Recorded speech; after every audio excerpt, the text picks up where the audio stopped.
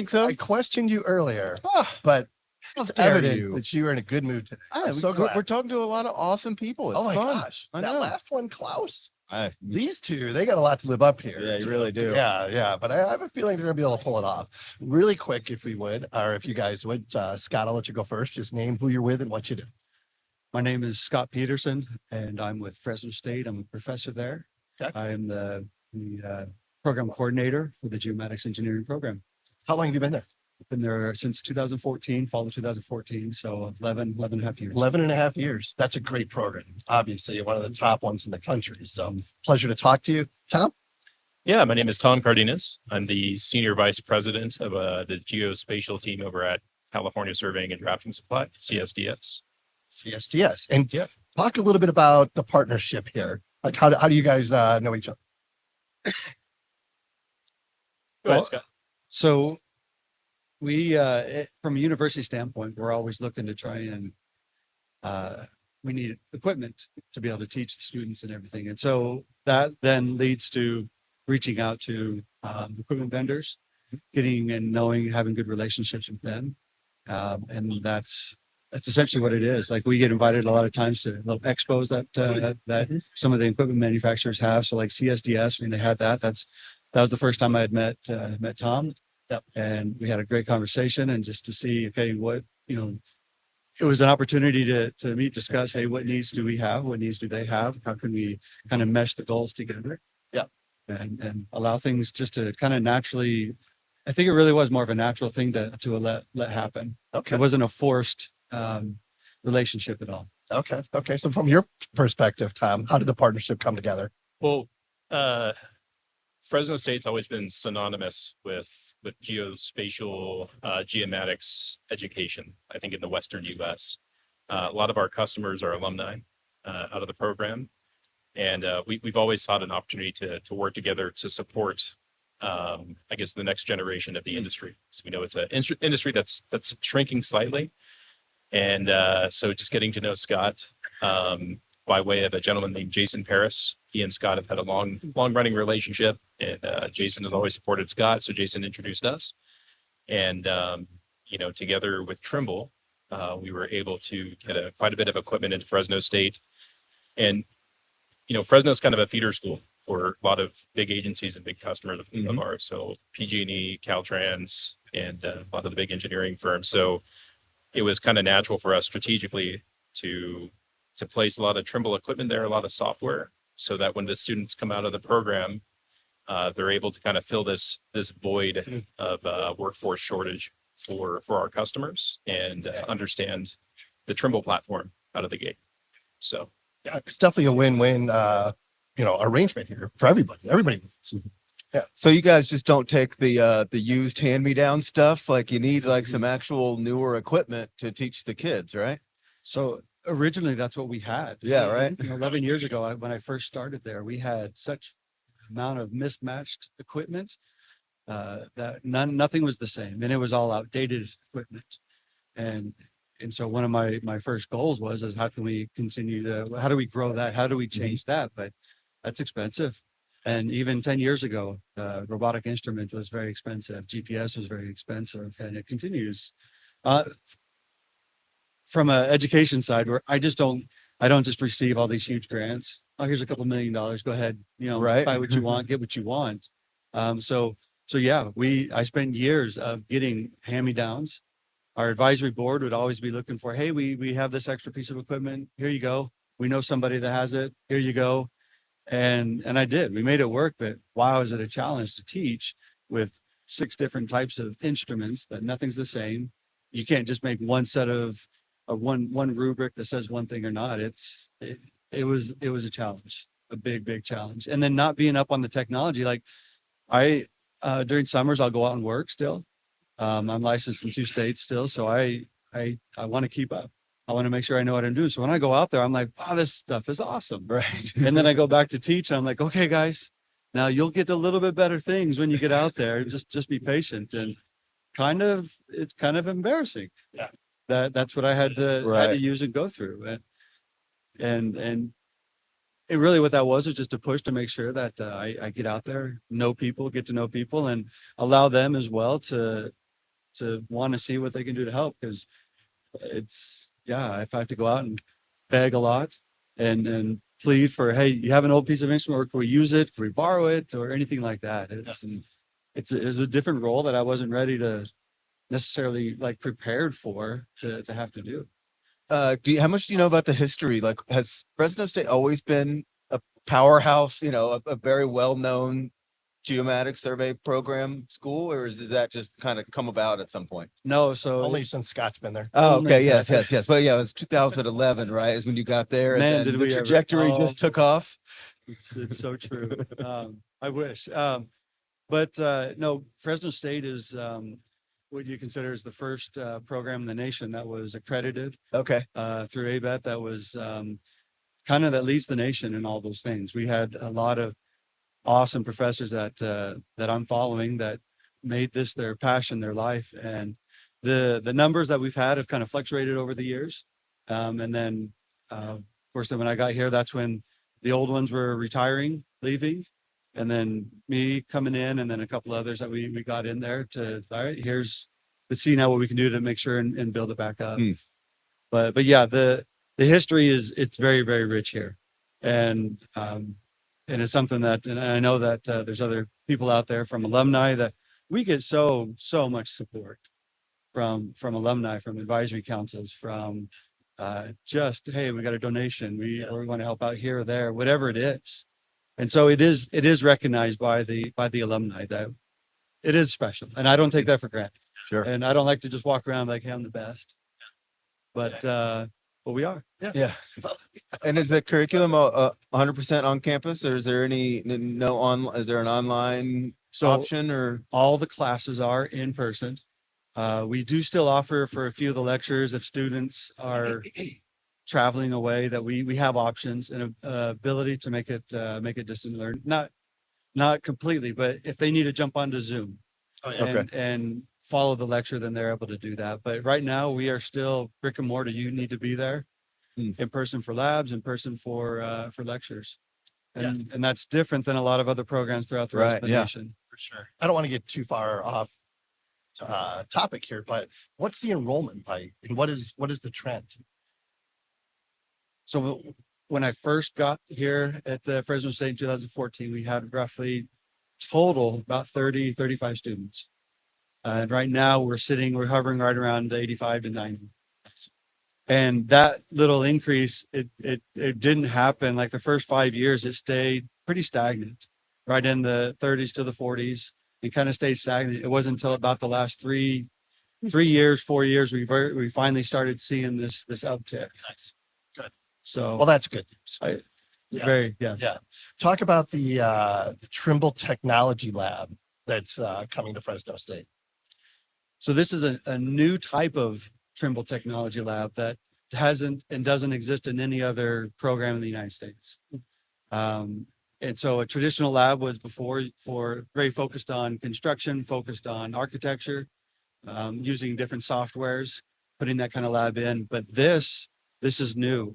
And where Trimble came in and said, for your program, what are your needs? And our needs it was equipment and software.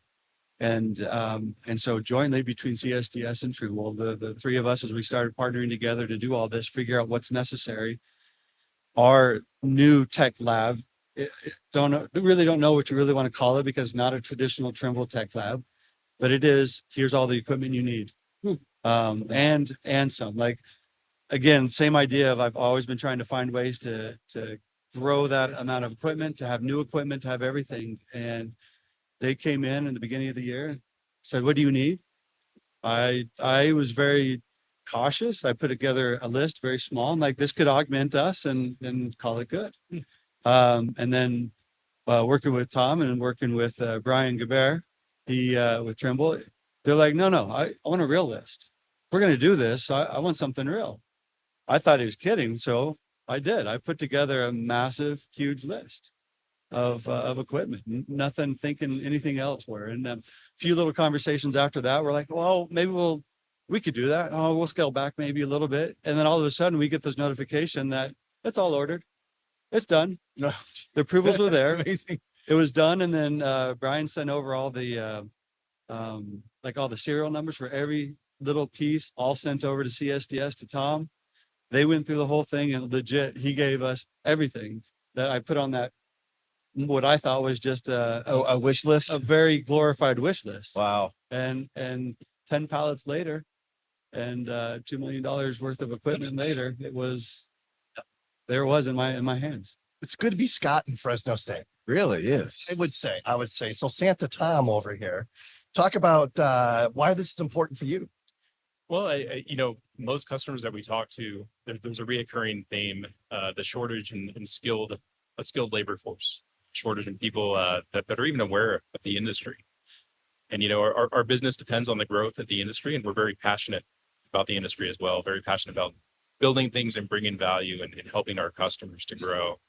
So like I said, strategically, it's not just placing the equipment, it's, co-marketing with Fresno State. It's creating awareness around the industry. We talked yesterday with Bob Birdie, just trying to highlight the fruitful opportunities that there are within precision positioning, geospatial, geomatics, land surveying in general.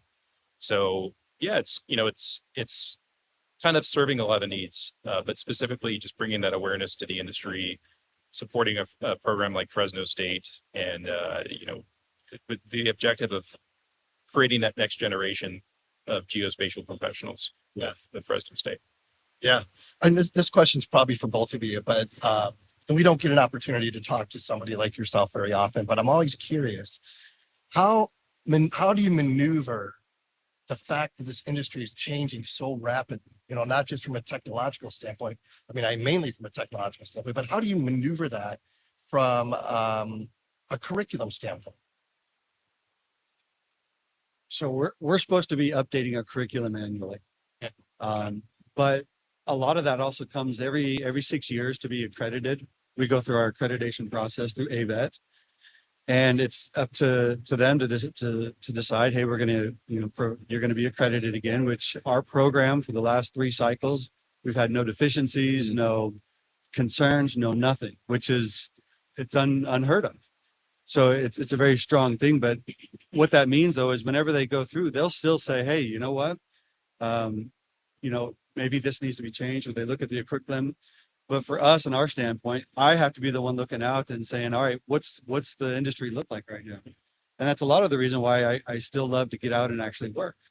That way I can see what it is. And so when I come back into class, I'll go out and do something, work for, go do some consulting. And then I come back in the class the next day and I'm showing them, this is what I just did. And so you have to constantly be looking out for what is that newest stuff. And understand that ever since the curriculum started, a lot of older surveyors talk about, I used to do it this way. We used to pull a tape, we used to pull a chain, we used to do all these awesome things. But the curriculum was that way because that's what technology was. So today, yes, technology has changed, so we have to adapt to it. But we do have some that are kind of averse to that. Like, no, you can't not teach the old school ways. I agree there's some historical aspect, but they taught, given the conditions and the technology they had. I need to teach, given the conditions and technology that we have. And we have to keep moving that forward. And so if I'm a good professor, I'm changing, I'm adapting, I'm learning, I'm bringing new stuff in and showing the students of, hey, this is what you're going to get to do. It doesn't take away from the fact that they have to understand the theory behind it. That never changes. Right. I mean, I went through engineering school and we did not learn how to use a slide rule, even though I know that's how people did it before. It's like, it's not like, you don't force people to use it, like you said, you understand the theory behind it, but there's not going to be a class on ancient technology and knowing how to use it. Historically, it's fun. It's really exciting to see what it is, but historically they came up with measurements and ways to do it that aren't to the accuracy or the precision that we have today. Right. So why am I going to go out there and teach somebody with an old theodolite or transit, and just so I could tell them, oh, wow, that's how they used to do it. Yeah. Right. I mean, technology it's a tool. Every little bit that we have is a tool. And that's why you still have to learn the principles and understand how to just apply the new tool to what it is you're doing. I mean, you look at everything we have, even just because there's AI, just because there's machine guidance or anything else that makes life easier, that's exactly it. Life is a lot easier. When I go retrace old surveys from the late 1800s or mid 1800s. I'm not going to pull a chain out there just for kicks. I'm going to use technology to get me in a better location quicker, faster than what it is. But you just can't discount the fact that we have to keep up. So you don't have to like pull a chain, but they have to understand what a chain is. So when they're going back and looking at those GLO records, they can put two and two together. Yeah, Yeah. absolutely. But yeah. You mentioned AI, and I'm curious how you navigate teaching. How do you're kind of on both sides, right? You want to teach AI, especially at how it applies to this industry and equipment and technology, but also don't use it so you don't learn it, right? Like how do you teach it and not use it? Can you tell me? I'm sure that's something you're navigating through as it changes, right? It's hard because we do, like, our advisory council will help counsel us a lot that no, they need to learn those basic principles still. And then I'm on my side. I'm like, okay, that's great. I want to bring the new stuff in, and that's where CSDS for Trimble has stepped up to help us on that side. But you can teach every single principle of old school style with the new equipment. There's nothing that you can't do. So that's why I don't why people want us to use the old school stuff, like a digital level. They are unbelievably phenomenal. Well, I can use that same digital level and make you read it manually, just like in the old days. So I teach both ways, but I have others who are like, you can't use a digital level. I never use that. And like, I'm sorry. It's not going away. It's not. They need to learn both ways. And then all the other classes that are taught, they're sufficient to be able to teach them how to better analyze the data. There's two tracks that you're going to find going through the industry. Is one is to be a technician, and one is to be a geomatics engineer, a license. Those technicians, they're going to be awesome. They're going to learn the equipment forwards and backwards and know how to do everything. But they will be a technician will miss out a little bit on the idea of, okay, what do those numbers really mean? Right. Can we continue on, or I'm just doing my job? And so I think there's where you're going to find a little bit of difference of how that is used. So going back to your question, how to use it, not use it. You're going to have others that they just want to be an awesome technician. Yeah. And that is awesome, phenomenal, because that is a need that is beyond compare. Oh, yeah. Yeah, absolutely. And I just changed my title to geomatics engineer, by the way. Oh, congratulations. with that? Yeah, Perfect. Perfect. So talk about like 5 years from now, like what do you think this partnership's going to look like? And maybe talk about why partnerships like this are so important for the future of the industry. Well, if we stay isolated, as I think our university has been, isolated between other schools, other programs, isolated to what CSDS does, or isolated to the equipment manufacturers, we don't know what's going on, and it's no fun. How do I know, hey, this is what future is going to bring? Or how do I know that, from a meeting that Tom and Boris had last month ago now, something like that, they're talking about what the future to them looks like. And there's a big future push and how we deal with construction going that direction. So if they're not going to, broadcast that, say, this is where our push and direction is, and come back to us and say, hey, this is what's going on, these are our needs, then I'm isolated again. I'm teaching stuff that's antiquated, and that's hard for some people to think like we're teaching a technology and that's it. But it's not. I mean, we have to see what they see the needs are, where it is, how we can support that, because we're training the students to go out into the world and be ready for that. And if they go out there and tell them that hey, I can read a legal description, great. Yeah. Hey, I may be able to set up an instrument. No, that's not very great. Or, hey, I can pull a chain. Whoa, it's it doesn't work that way. So 5 years from now, what that looks like is really, as we continue to collaborate together, there's an open communication now that we hadn't had before. Like, I could have come here on my own to Trimble Dimensions and say, wow, this is awesome stuff. But if I'm not ready and willing to make a change or anything, then Engaged. yeah, it's like, what do you do? But if we have Tom over there saying, yeah, this is where we're going, this is what we need. He comes back, tells me things, or he talks to Trimble. The Trimble, it goes all the way in the little triangle of, what do you think about this? We're we're going to figure out what can we do to better prepare these students. That's awesome. How about you, Tom? Yeah, I think for the industries we serve, productivity is everything. And there's been this other reoccurring theme of productivity and minimal disruption. Right. And sometimes, we view new technology as being very disruptive and we don't want to change. So I think another key element to this is ensuring that we are exposing this technology and teaching how to be productive with it right out of the gate. So, there's more confidence going out into the field, embracing this new cutting edge technology and actually showing measurable productivity earlier on. So, I think as the tech evolves, if we could continue to support programs like Fresno State, with this leading or bleeding edge technology, but they're able to create a curriculum that really just grows productivity for the field.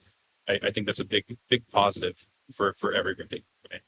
And do you foresee this, the students coming out of school, teaching their future employers more about what can be done with, like to be more efficient? I mean, is that kind of the goal, is instead of the employer showing the kids how to use it, it's the kids saying, hey, I learned this. And did you know that TBC is a thing and we can throw it on a point cloud? And is that kind of the goal?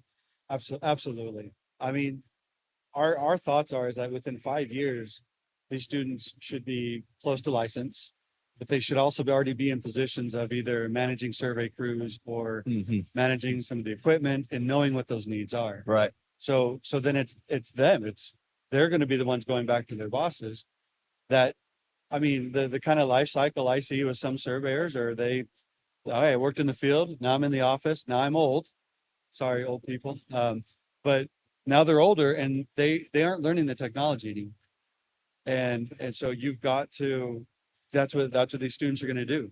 They are learning it. They're quicker, they're adaptive to figure these things out. They can be trained to do it. And the skills they learn from us, we can't teach everything. I can't teach them the full value of what TBC offers in every little aspect. I can't tell you how to scan something for every little type of thing and how you manipulate point clouds. They've got to have the confidence in themselves that they can do it. And they have resources to be able to go back and make it happen. Yeah. Just obviously this partnership is a huge part of that. Appreciate you guys sharing that. Yeah. And Tom, do you have anything else? Oh, no, I was just going to close it out with, the power of possible. So I think just empowering these students, the next generation of leaders, to understand what is this technology capable of producing and what kind of productivity is it capable of producing. I think that's huge at an earlier stage, because like Scott said, at some point they will be managing a survey division, Right. managing their own business. Yeah. Right. And I think just being exposed to it and being able to understand, look, let's embrace the technology because we understand the power behind it and what's possible. So, well, and hopefully this is the model that other colleges and universities will follow. Right? You guys are setting a pretty high bar here. Well, but there's a need, so it Yeah. should be there. Yeah, for sure. Again, thank you guys for your time. Enjoy the Yeah, conversation. you. Yeah, Great to absolutely. meet you. Good to see you again, Tom. yeah, you too. And enjoy the rest of the show. Yeah. Yep. Thanks. Thanks, guys.